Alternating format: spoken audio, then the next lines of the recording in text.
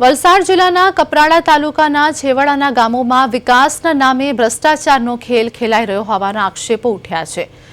વાવર કોથવડ માળ કડિયાથી પેપરોટી ગામ સુધીના અંદાજે 3 કિલોમીટરના રસ્તા માટે સરકાર દ્વારા 1.23 કરોડ રૂપિયા મંજૂર કરવામાં આવ્યા છે। 15 વર્ષની લાંબી રાહ જોયા બાદ રસ્તાનું કામ શરૂ થતું, પરંતુ કામની ગુણવત્તા જોઈને ગ્રામજનોનો ઉત્સાહ રોષમાં ફેરવાઈ ગયો। સ્થાનિકોનો આક્ષેપ છે કે રાજ કન્સ્ટ્રક્શન એજન્સી દ્વારા રસ્તાના કામમાં ભારે ગેરરીતિ આચરવામાં આવી રહી છે। જૂના રસ્તા પરની ધૂળ સાફ કર્યા વગર જ સીધા મેટલ પાથરી દેવાયા છે અને ડામરનો છંટકાવ પણ નામ પૂરતો જ કરવામાં આવ્યો છે।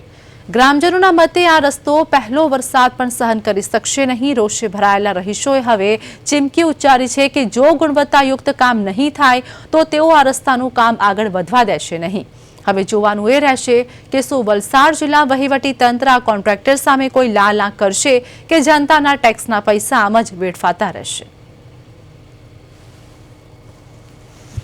હવે અમારો એક જ હોબાળો હતો, વાવર કાથણમાળથી આંબાપાડા ભવાડા જાગીરી આંબાપાડા ફળિયા જોડતા રસ્તાને જ એમાં કાચું કામ થતું હતું અને કાચા કામ ઉપર જ તે પેલું આખું સાફ સફાઈ ન કરવાથી અમે પણ હોબાળા કર્યો હતો।